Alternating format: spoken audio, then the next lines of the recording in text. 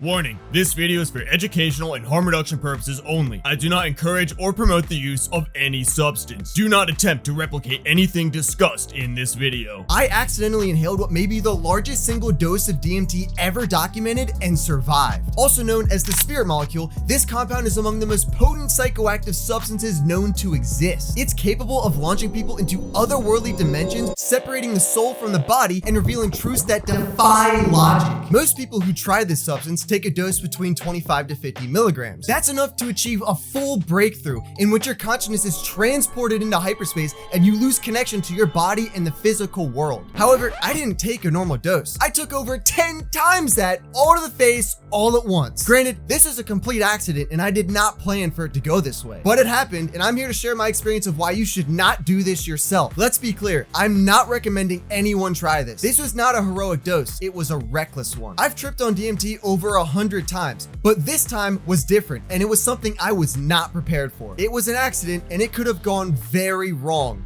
Learn from my mistakes. I've experimented with over 200 different substances, most of which are documented on this channel. But what I'm about to describe goes beyond anything I thought was even possible. There's a reason nobody takes this much DMT. The human brain is simply not built to handle this amount. Mine barely did. Roughly half a gram straight to the dome within a matter of seconds. This is the story of how it happened, why it happened, and is a cautionary tale of why you should never do this. Let's get into it.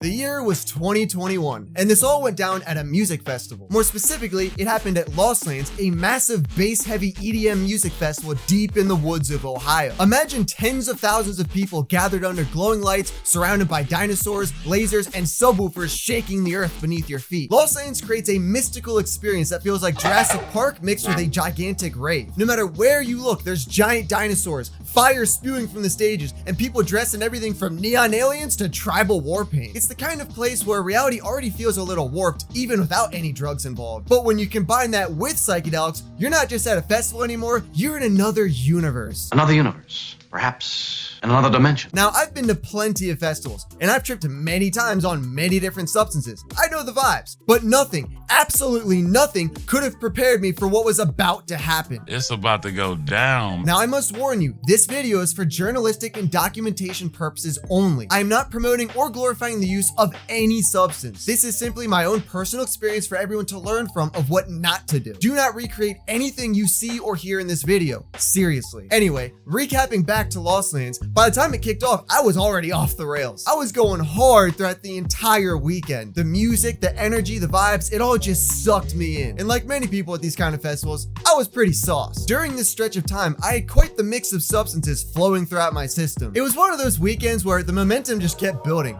No plans or real sense of time, just a pure combination of bass, lights, and vibes. All throughout the festival, I was encountering super dope people left and right. One moment I'm kicking it with a guy in a banana suit. The next moment I'm chilling with a dude in full-on ghillie camo. And the next thing you know, I got Scooby-Doo in my hands and we just vibing out to some face melts and bass. And it doesn't stop there. I ran into Rick Sanchez with a ray gun. This homie is a slice of pizza. I even met a ninja looking like he's straight out of Mortal Kombat. Immaculate vibes all around, just pure chaos and good energy. I don't even remember how, but apparently I found a dead mouse mask because I was wearing that too. At some point, I ended up with a llama in my hands. I found a unicorn and crossed paths with more wild characters than I could count. It was like a fever dream, but in the best way possible. I can't believe this is happening. The great thing about these kind of music festivals is that the music never stops. You can hear and feel the bass booming from every direction all day and all night long. It's like a roller coaster that never stops. Everywhere you turn, there's something brand new to explore. Whether it's the marketplace selling authentic wook drip, or a massive mosh pit in the middle of the crowd with everyone going wild and jumping all over the place, or even dancers twirling around in hypnotic space gadgets, it is truly a magical wonderland. World of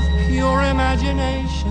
Initially, my friends and I arrived at the campgrounds on Thursday night. We set out our whooped out living space for the weekend and the marathon began. From that moment on, it was full send. No breaks, no filters, just non-stop chilling and getting lit. Friday smacked hard. Saturday hit even harder. By the time Sunday rolled around, we were running on fumes, physically, mentally, and spiritually. But there's no excuses. Sunday was the last day of the festival, so we had to make the most of it. Now, if you aren't aware, there are several methods by which DMT is commonly appropriately administered. But before I break it down, remember that this video is strictly for harm reduction and journalistic purposes only. I'm absolutely not encouraging this whatsoever. I'm simply giving context to my personal experience. Anyway, I've experimented with DMT in just about every way you can imagine. I've hit it through pipes, bowls, vaporizers. I even rolled it in a blunt one time. When I first got into DMT, I used what was known as the dab rig method. But instead of cannabis concentrate, I would throw DMT into the banger and vaporize it that way. This method is solid, but let's be real, whipping out a full-size dab rig and blowtorching away in the middle of an outdoor music festival isn't exactly the most practical move.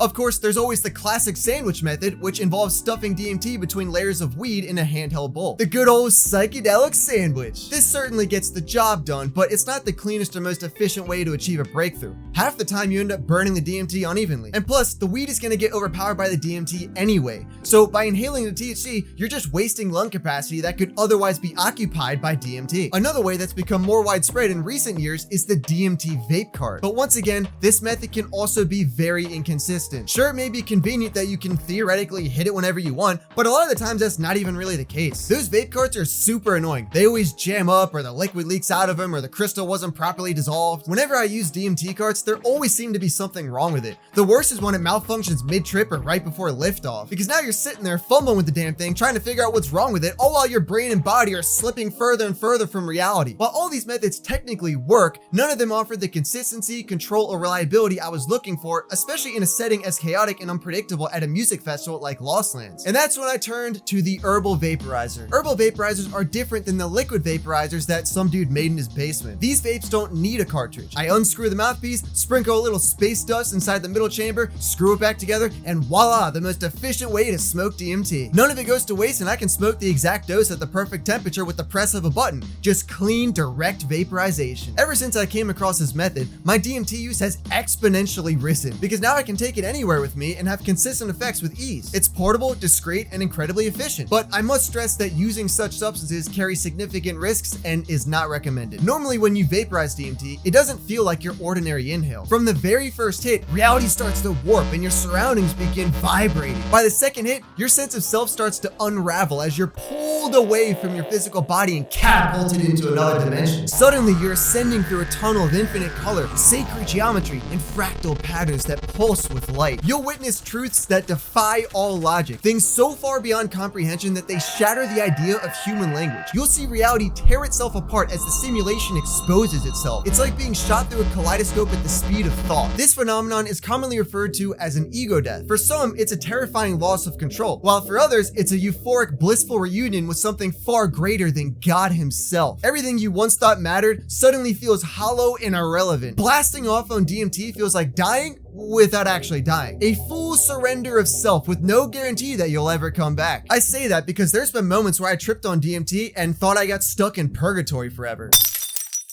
Time does not exist in the DMT realm. In the physical world, the trip only lasts 20 to 30 minutes, but while under the influence of DMT, it could feel like infinite lifetimes. I've had trips where I've lived entire existences. I was born, went through life, died, and then came back to reality and barely 10 minutes had passed. There were trips where I was genuinely convinced that I was trapped floating in cosmic limbo forever and I was never coming back. But somehow, some way, my soul made it back to live in this so-called normal life. Now keep in mind, that's what happens with a normal breakthrough dose of DMT, which is like 25 to 50 milligrams. When I was at Lost Lands, I packed roughly half a gram into my vape, which is 10 to 20 times the dose you need to break through. Prepare for psychedelic ego death! The night I decided to hit my herbal vaporizer was supposed to be the grand finale to an already wild weekend. Throughout the day, I had already consumed MDMA, ketamine, GBL, and gabapentine, among others. However, I was saving the final boss of psychedelics, DMT, for last. As nighttime started to settle in, the lights got brighter, lasers were shooting through the fog smoke, and the vibes became even more trippier. The festival was winding down for one last night, and this was the perfect opportunity to bust out the deems. I began venturing away from the crowd so I can find a nice cozy place to post up and trip balls. For educational purposes, obviously. I head over to the forest stage, which is tucked in the back of the festival. It's surrounded by trees and glowing lights, giving it this sacred, almost spiritual energy to it, making it an excellent setting for an ungodly trip. I wander over to a cozy cozy looking spot where people are lounging on blankets and swaying in hammocks. This is exactly what I'm looking for because I can sit down, kick back, and relax as I blast off into hyperspace. So I find a nice sturdy tree, sit down at the base of it, and rest my back against it. This is when I pull out my vaporizer, specifically the Yo Can Evolve Plus XL. This is a vape I use strictly for DMT. No other substance goes inside it. This thing has never failed me. With a quad coil setup, this little herbal vaporizer packs a punch. Conveniently, the vape has a built-in storage compartment at the bottom. Prior to the festival, I'd packed over 400 milligrams of DMT into that container. On top of that, there was at least 50 milligrams already inside the heating chamber. Now, as I'm fiddling with the vape, I figured it'd be easier to dump the whole stash into the bowl at once so I don't have to constantly reload after every hit. My assumption was that it would burn slowly and gradually. I thought I would get at least like 15 to 20 hits out of it, but I had no idea what I was getting myself into with this vape. I completely underestimated it. I figured I'd take a few nice puffs, blast off into hyperspace, come back to reality and hit it a few times more, blast off again, and then continue that process. Like I said, there was about half a gram of DMT inside my vape pen. I thought it was gonna last me all night long, but that's not what happened. I sat against the tree, got myself comfortable, and in preparation, I start taking deep breaths of fresh air so I can open up my lungs to the fullest and brace for impact. With the vape pen fully locked and loaded with about half a gram of DMs, I start ripping it. I hold down the button and take a slow, steady inhale. I know it's working because the vapor starts to have a metallic taste to it. If battery acid had a flavor, it would probably be very similar to what DMT tastes like. The smell is similar to burning plastic. I hold it in for a few seconds and exhale. Almost immediately, I begin feeling it. My vision began having crisp outlines and colors become hyper saturated. It reminded me of the video game Borderlands. The world suddenly takes on a cartoon filter. Then I go in for another hit. This time even bigger. The vapor pours into my lungs, thick, heavy, and intensely pungent. By the time I exhale for the second time, my surroundings are already morphing. My peripheral vision becomes wobbly and the world begins shaking around me. I start having tunnel vision and hear a buzzing noise. But instead of waiting for the DMT to hit me like I normally would, I go in for a massive third hit. And it was at this moment when I completely blacked out. When I came back to my senses, I'm sitting face to face with a random girl who keeps asking me, "Are you okay? Are you okay?" And I'm just staring at her, blinking rapidly, dazed and confused, trying to understand what the hell just happened. I wasn't leaning against the tree anymore. I don't even know where the tree was. I had been teleported to a new location. The last thing I remember was going in for that third hit. Apparently, I had gotten up from sitting against the tree and took off frantically sprinting with my eyes rolled in the back of my head. And then I tripped over someone's stuff and collapsed to the ground like a lifeless ragdoll. Limbs flailing, no control, total wipeout. That's when that chick and her friends came to my aid. Someone had called medical to check up on me as well, which led to a couple dudes from the med tent showing up to make sure I was still breathing. Dude, you're alive? But I must say, I'm super grateful for that girl and her friends who came to my assistance because who knows what I would have done if they didn't chill me out. Because when I go to unscrew the cap and see how much was left, there was nothing. It was all used up. I had fully vaporized that entire half a gram of DMT. I seriously underestimated the power of this vape. It has a quad coil setup which is meant to melt through extremely thick wax. I should have known that it would obliterate something as delicate as the fragile yellow space dust we call DMT. Learn from my mistakes. Don't be stupid like I was. Before this incident,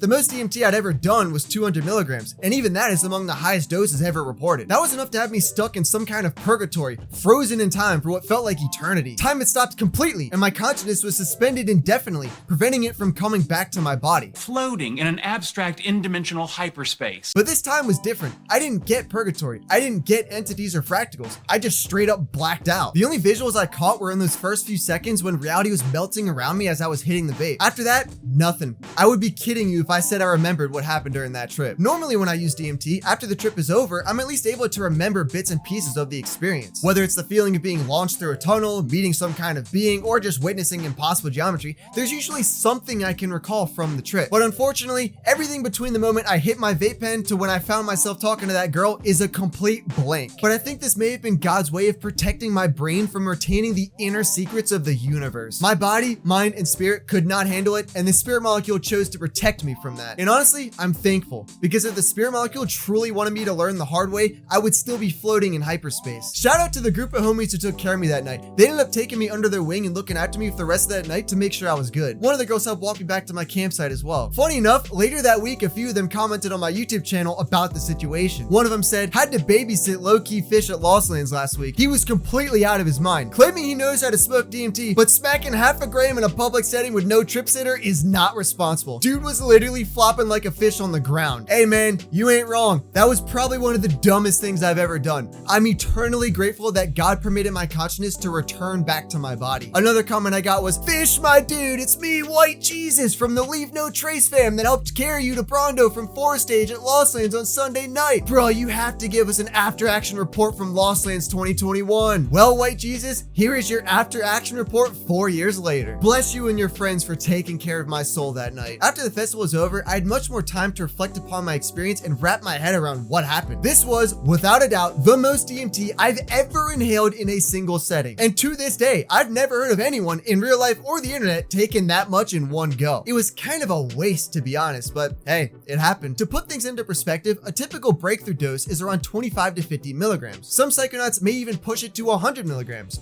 But once you start pushing 200 milligrams, you're reaching uncharted territory. Naturally, I got curious. What is the highest recorded dose of DMT anyone's ever taken? So I started to do some digging. I scoured the internet looking through different forums and databases to see if anyone out there had consumed more than half a gram in one session. And you know what I found? Nothing even close. The most I could find were two different people who both claimed to have hit 200 milligrams. One individual described his experience on Airwood, while the other one talked about his on Reddit, and even he claims it was by mistake. 200 milligrams seems to be the highest dose ever reported. Meanwhile, I smoked over double that, roughly half a gram, straight to the face, all at once. Currently, there is no documented public record of anyone inhaling anywhere close to 500 milligrams of DMT in a single session. Until now. Unfortunately, there is no Guinness World Record category for most DMT inhaled at once, so this is about as close as we're gonna get. And if Guinness ever decides to make a category for most DMT inhaled at once, I will break my own world record officially on camera. Yo, Guinness, the ball is in your court. By the way, I'm not telling this story to flex. I'm saying it to emphasize how dangerous and downright insane this was. This wasn't a planned world record attempt. This was a recipe for disaster that somehow didn't end in tragedy. It all happened by sheer accident and stupidity. At the end of the day, the only thing I walked away with was an empty vape pen, a brain that flatlined for 10 minutes, and a story I'll probably be telling for the rest of my life. This experience humbled me in a way I didn't expect. It reminded me that even with years of experience with many different substances,